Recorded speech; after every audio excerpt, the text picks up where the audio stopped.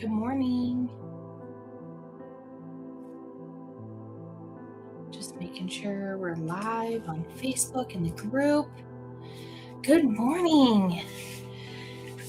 And I believe a lot of people say this is Easter Monday. So happy Easter Monday. I am so happy to be here with you.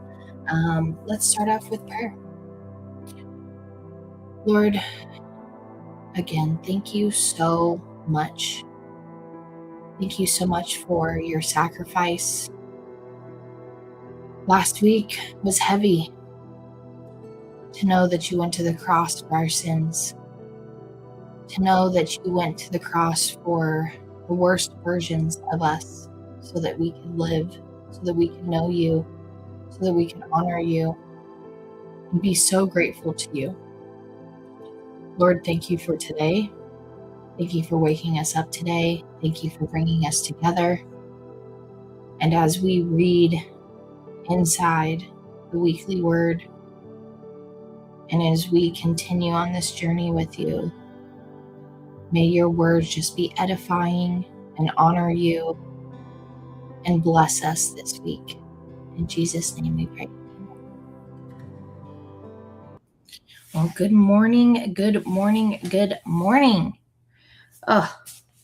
So I hope you had a beautiful resurrection day yesterday with your family, and you really took the time to honor Jesus, honor God, honor the sacrifice that was made, and that the tomb was empty, and that it is finished, and it is won. Before we dive into today, we're going to be in Ruth today. And for a while, I really didn't understand what the meaning of Ruth was, like why she was so predominant inside of the Bible. And it's based on her choices and her faithfulness, her commitment. And as we get towards the end of Ruth's story and how her story goes along, she is a descendant of Jesus through the line. And so that immediately makes me understand why. And it teaches us a lesson inside of here. But one thing that I touch on when it comes to, the resurrection and obviously Good Friday. I don't know why it's called Good Friday, but I think it's because we know the good news, right? But everything that happened and the reason why it happened. And I listened to church yesterday, and one of the things that they had mentioned is that, everything that is done, God is in control of. And a lot of times we put we give the enemy a lot of credit. But the thing is he doesn't have the authority, right? He has to ask permission. He has to ask, can warfare happen for this person? And for how long? And the way that he put it was, okay, yeah, you can do it for 3 months, but that's it. And just like when we read in Job, it's very clear. There was permission that had to be asked to how far he could go. There was permission that had to be asked to what could happen. So that put a huge perspective. Not that I haven't heard that before, and I'm sure you have as well, but it puts perspective on, don't give him as much credit as you do. If you do, just don't do it. Because at the end of the day, God is in control, and he has to ask permission from God. Okay, well, can I do this? Can I do this? Can I do that? So I just thought that was really, powerful to hear yesterday with everything. And the Great Commission. Great Commission was talked about as well. And it talked about that our job is to go out and make disciples.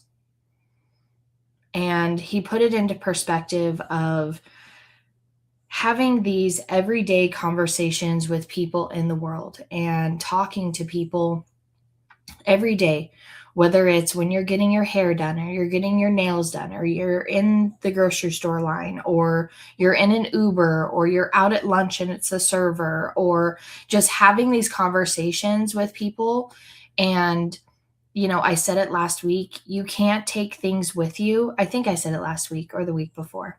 You can't take things with you, but you can take people with you. And that is really our mission.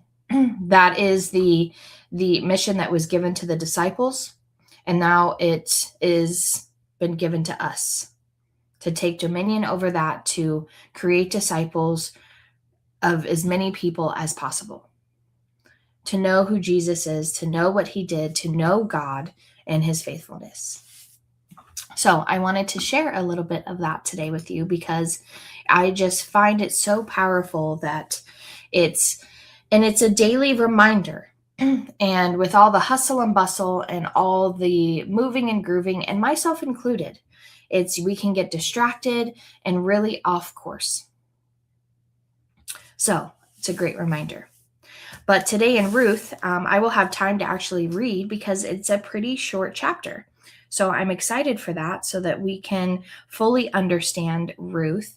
And really with Ruth, this takes place during a time of Judges. So we read Judges, which was last week, and we read what was going on. So this is a story, right, of a very particular person that takes place during the era of the Judges and everything that was going on. So it's a chaotic time spiritually. And culturally, there's a lot that is going on. And I'm sure, as a lot of you know, Naomi, who is one of the people in this chapter, is that she loses her husband and she loses her sons, and she is going through grief and emptiness and feeling bitter and uncertain. And then she has her two daughter-in-laws, one of them Ruth, and the other one in here, her name is Ophrah. So she's the other one that had married one of Naomi's sons, is in there. But Ruth sticks out because she is the one that chooses faithfulness and commitment to her mother-in-law and the situation. So Amalek moves his family to Moab. So in the days when the judges ruled in Israel, a severe famine came upon the land. So a man from Bethlehem in Judah left his home and went to live in the country of Moab, taking his wife and two sons with him. The man's name was Amalek, and his wife was Naomi. Their two sons were Mahlon and Chilion. They were Euphratites from Bethlehem in the land of Judah, and when they reached Moab, they settled there. Then Amalek died, and Naomi was left with her two sons. The two sons married Moabite women. One married a woman named Ophrah, and the other woman named Ruth. But about 10 years later, both Mahlon and Chilion died. This left Naomi alone without her two sons or her husband. Then Naomi heard in Moab that the Lord had blessed his people in Judah by giving them good crops again. So Naomi and her daughters-in-law got ready to leave Moab to return to her homeland. With her two daughters-in-law, she set out from the place where they'd been living, and they took the road that would lead them back to Judah. But on the way, Naomi said to her two daughters-in-law, "Go back to your mother's homes, and may the Lord reward you for your kindness to your husbands and to me. May the Lord bless you with the security of another marriage." Then she kissed them goodbye, and they all broke down and wept. "No," they said, "we want to go to your people." But Naomi replied, "Why should you go with me? Can I still give birth to other sons who would grow up to be your husbands? No, my daughters, return to your parents' homes, for I am too old to marry again. And even if it were possible, I were to get married tonight and bear sons, then what? Would you wait for them to grow up and refuse to marry someone else? No, of course not, my daughters. Things are far more bitter for me than for you, because the Lord himself has raised his fist against me." And again they wept together, and Ophrah kissed her mother-in-law goodbye, but Ruth clung tightly to Naomi. "Look," Naomi said to her, "your sister-in-law has gone back to her people and to her gods. You should do the same." But Ruth replied, "Don't ask me to leave you and turn back. Wherever you go, I will go. Wherever you live, I will live. Your people will be my people, and your God will be my God. Whenever you die, I will die, and there I will be buried. May the Lord punish me severely if I allow anything but death to separate us." When Naomi saw that Ruth was determined to go with her, she said nothing more. So the two of them continued on their journey. When they came to Bethlehem, the entire town was excited by their arrival. "Is it really Naomi?" the woman asked. "Don't call me Naomi," she responded. "Instead, call me Mara, for the Almighty has made life very bitter for me. I went away full, but the Lord has brought me home empty. Why call me Naomi when the Lord has caused me to suffer, and the Almighty has sent such tragedy upon me?" So Naomi returned from Moab, accompanied by her daughter-in-law Ruth, the young Moabite woman. They arrived in Bethlehem in late spring at the beginning of the barley harvest. Now,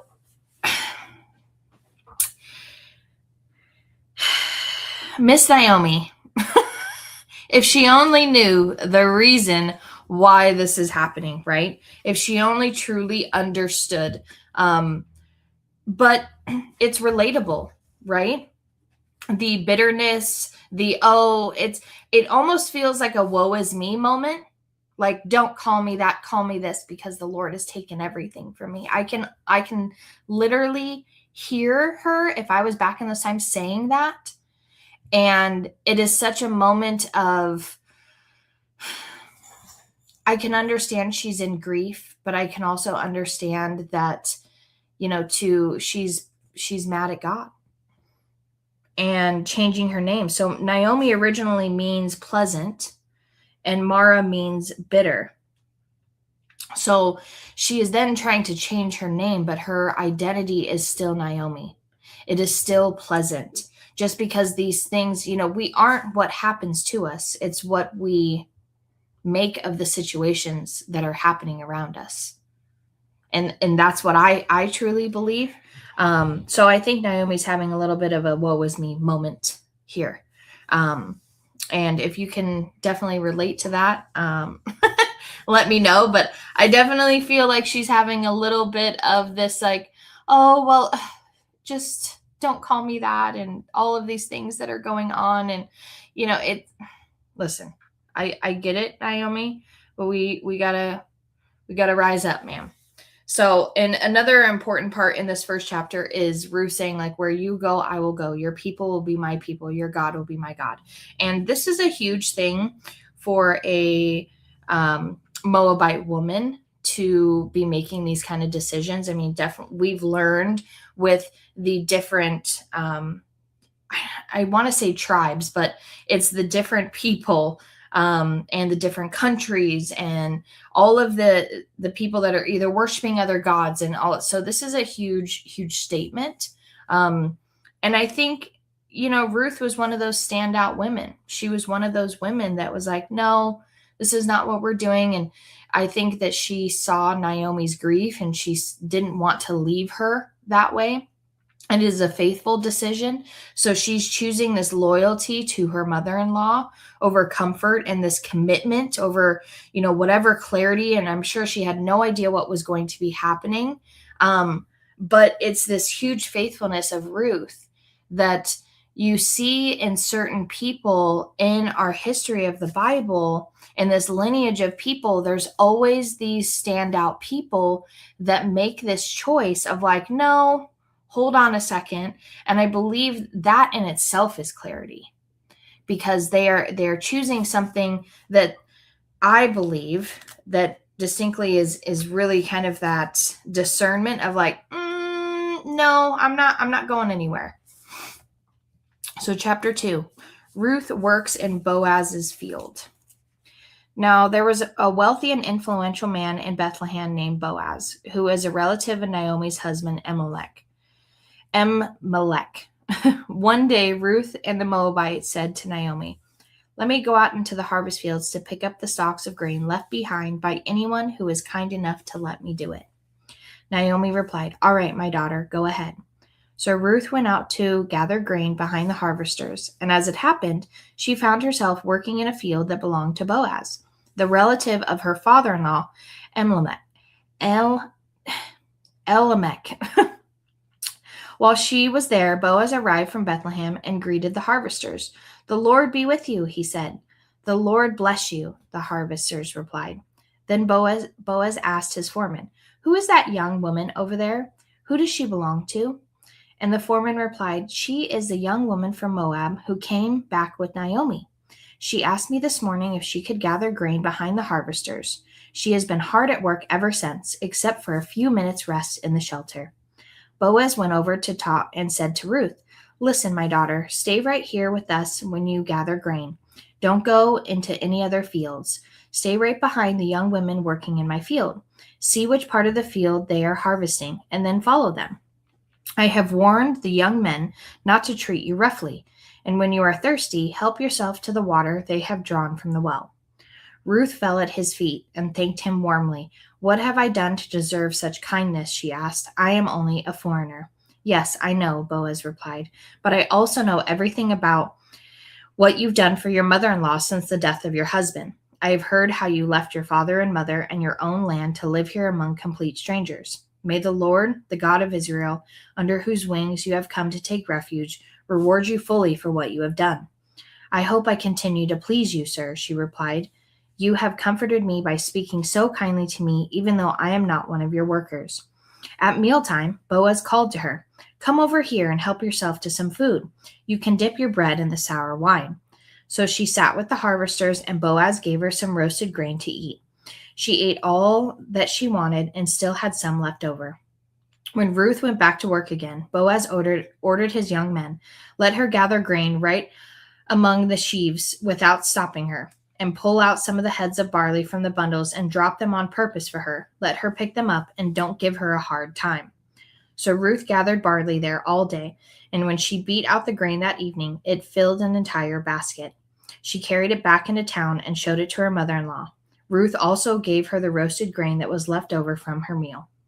Where did you gather all this grain today?" Naomi asked. "Where did you work? May the Lord bless the one who helped you." So Ruth had told her mother-in-law about the man who was in the field she had worked. She said, "The man I worked with today, his name is Boaz." "May the Lord bless him," Naomi told her daughter-in-law. "He is showing his kindness to us, as well as to your dead husband. That man is one of our closest relatives, one of our family redeemers." Then Ruth said, "What's more, Boaz even told me to come back and stay with his harvesters until the entire harvest is complete." "Good," Naomi exclaimed. "Do as he said, my daughter. Stay with his young women right there through the whole harvest. You might be harassed in other fields, but you'll be safe with him." So Ruth worked alongside the women in Boaz's fields and gathered grain with them until the end of the barley harvest. Then she continued working with them through the wheat harvest in early summer, and all the while she lived with her mother-in-law.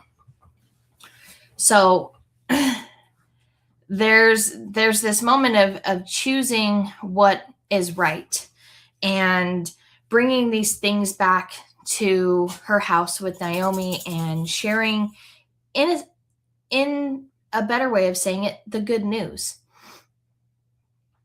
and sharing that the Lord, he may repay you for what you have done. She's simply just, working in the fields because it's harvest time.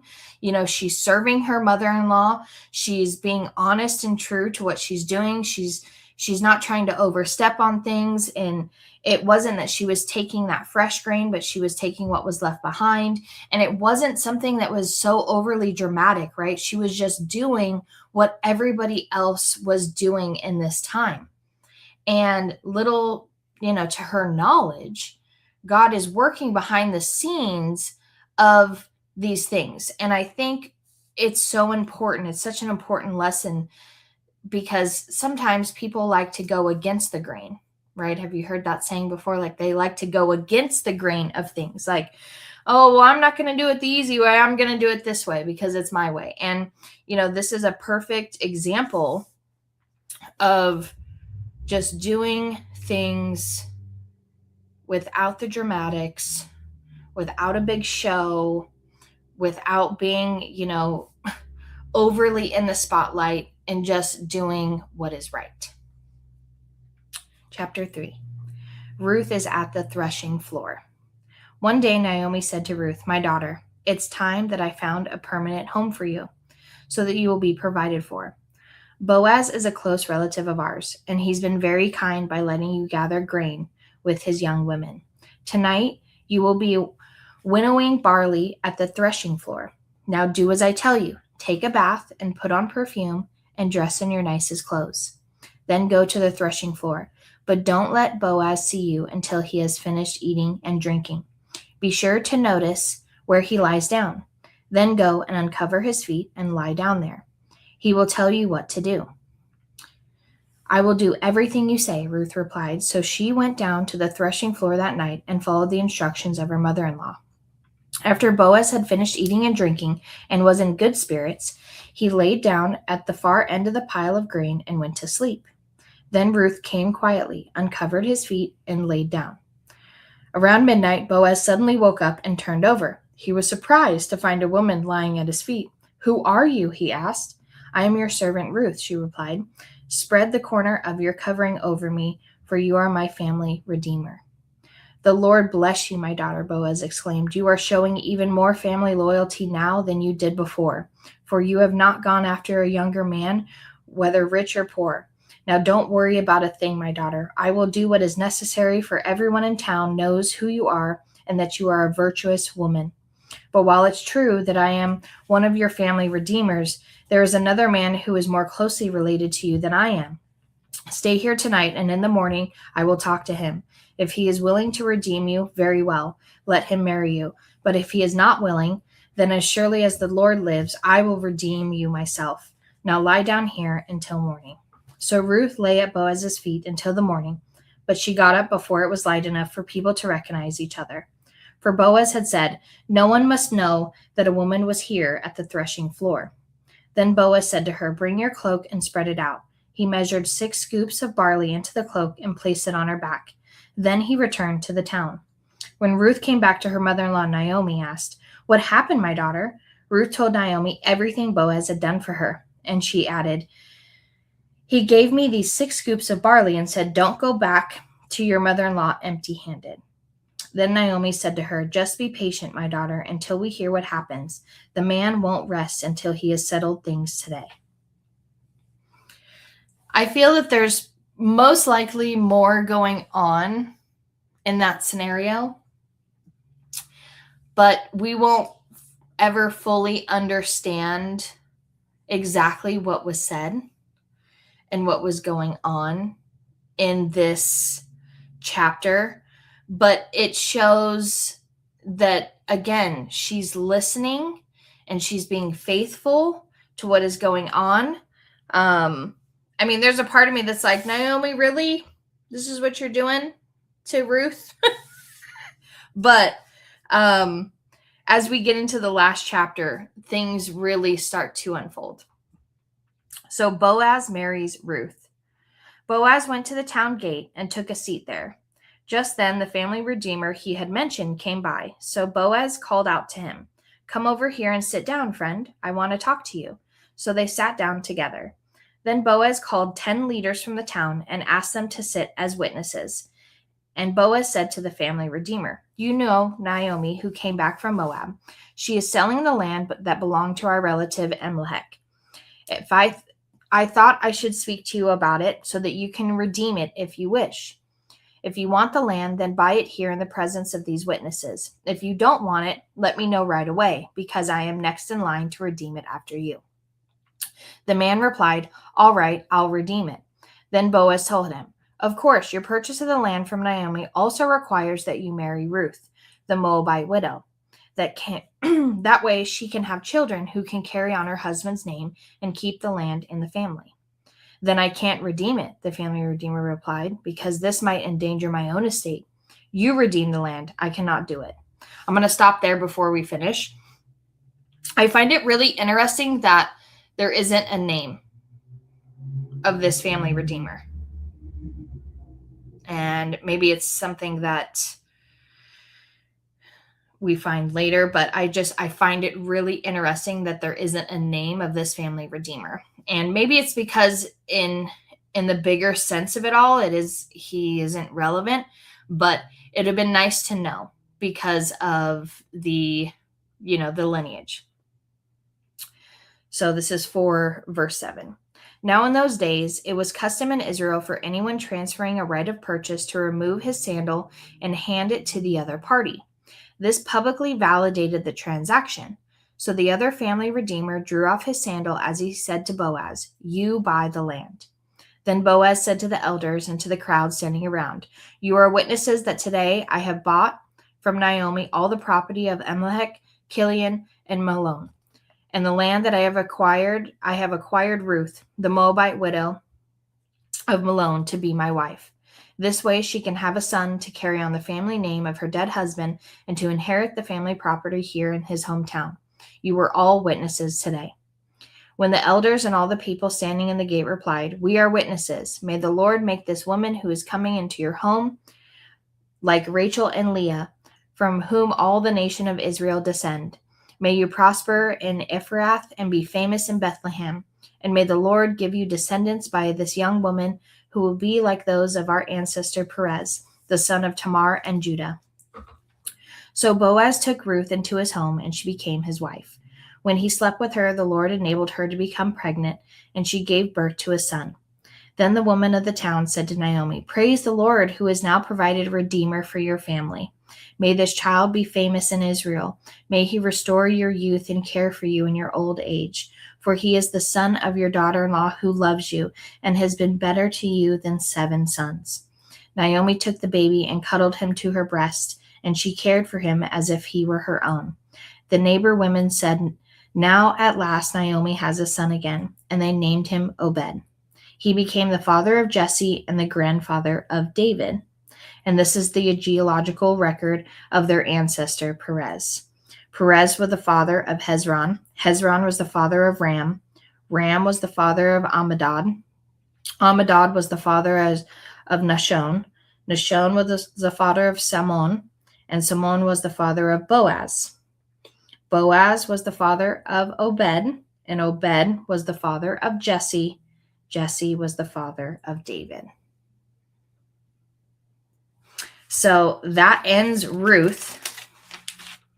And through it all, there's a lot of talk of family redeemers. And I can't help to think that as we read through this, that you are the redeemer of your family. So we know that Ruth married Boaz. She was restored.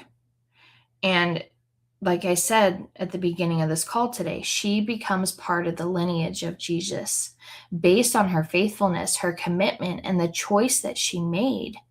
And it's not that Ruth was trying to chase some type of fame or redemption. She was just doing what she felt was right for her mother-in-law and sticking with her. And then doing what was right during the harvest time and picking the grain and doing the things that back then women do.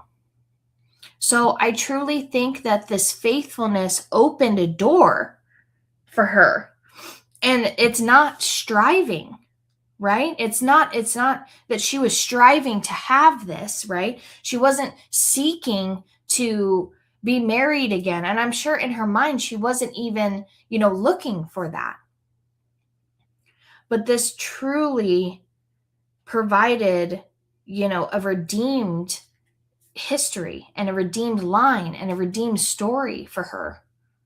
So I think it's so important that we really focus on Ruth. And the word that comes up for me is she was very humble, and she didn't want a huge spotlight. She wasn't looking for any kind of fame. She wasn't looking to become rich, or she was just trying to do what she knew best because of the love that she had for her her dead husband, and to support her mother-in-law because she was so in her own feelings, clearly, and then to have this redemption at the end of, okay, now she has the land is theirs, the land's not going anywhere, and she has a son, and Obed becomes a father that is then the birth his son is David. So it makes sense now why Ruth is such a predominant figure inside the Bible, because she was a very humble servant who loved the Lord and did what she thought was right, whether that was based on her discernment or just who she was. And I think that this is something that, God had planned for her. And just like he had planned for Joshua, just like he had planned for Jacob, just like he had planned for Noah, just like he had planned for Moses, all of these things. I'm sure there's, in the names that I named, there's other plans that God possibly had for them. But at the end of it, their heart was pure and true for what they were doing and what they were being asked to do in these times back then, because this is during the time of Judges, which is just chaotic. So I believe this is a beautiful way to start this next section, because we're now in quarter 2 and we finished so much in quarter 1. And that was literally 13 weeks that we read. And in the first quarter, it was really the foundation, right? We were setting the foundation of this call of the weekly word and just reading it. It was identity, it was creation, it was the covenant, it was the promises. And so now that we're leading and we're starting with Ruth, this is really about the kingdom, leadership, obedience, okay, the authority that we're going to be stepping into for these next 3 months. And what is going to be happening now, and what is the faithfulness and the opening of doors for all the blessings that are available to us, because we have the foundation. We have the foundation. So now let's step into this obedience that God is calling us into. And Ruth is a beautiful way to start this. So I appreciate Ruth. I appreciate the story. I know there's a lot of people that, appreciate Ruth. And I know there's other women. We have Esther that we're going to be talking about as well. And I'm so excited to see how this unfolds as we step into this new season. It is spring. God has risen. He is no longer in the tomb. And we are moving forward, everybody. And I know things can look rough, and I know things can be grim, and the world. One thing that I do want to share, because this will be a little bit of a shorter call today, is, I am not unaware of the things that are going on in the world. I'm not unaware of it. I'm not misinformed, fully aware. But I want to encourage whoever is listening today or watching back later on that if you've been following along with the weekly word since we started the beginning of this year, there is quite a few words in here that state that God is in control of everything, and he is not of the world, and he is in control of the leaders and the things that are going on. And I truly believe that this reigns true for us now. Are we to be informed? Sure. Are we to know and to be aware of what's going on? Sure. But don't make it your life. There is so much more that has to be done, that needs to be done, that has to be said. And like Ed said, the Great Commission, making disciples and disciples and disciples, the Great Commission, right? The call. God has everything under control. And he is the one that is going to redeem us, bring us to the promised land when it is time. And the biggest thing is that if you can really sit on the fact that God is never going to leave you nor forsake you, and he's never going to let you be without, and fully trust in his word during these times, because I know, and I'll say it, Everyone's worried about gas prices. Everyone's worried about the world. Everyone's worried about this so-called war. I mean, we read it. You're going to hear about wars, and you're going to hear about rumors of wars. This still reigns true now. Lean into God.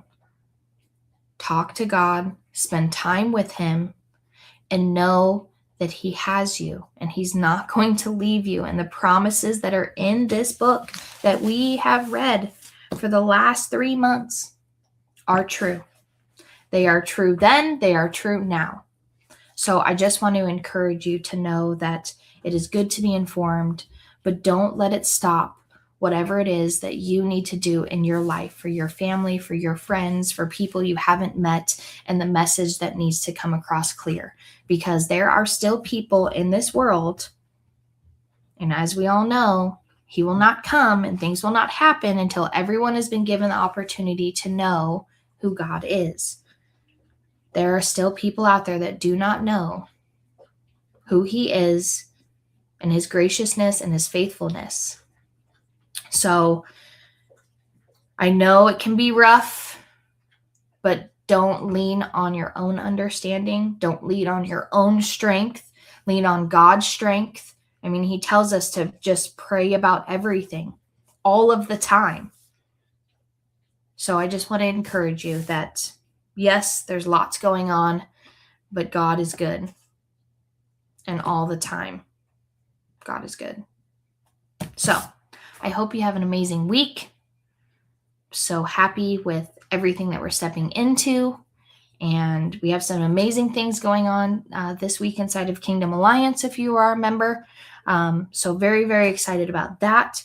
We have a new marriage academy, and it's for everybody, whether you're married or not. Maybe you have a partner. Maybe you're looking to get some insight. If you need some more information about that, if you're inside of our group, or you can take a look at our website. Love for you guys to join us. It's going to be absolutely incredible, hosted by our founders. So I'm very excited about that. And next week, it's kind of up in the air at the moment, but next week you may get a recording of me as we step into 1 Samuel, which is the next chapter. And I'll be traveling a lot, but I'm going to try my hardest to be live. If not, it will be a recording on here so that you guys still stay on track and still stay on the path that God has set forth for us. So have a great week, and we'll see you next week, hopefully. Bye, everybody.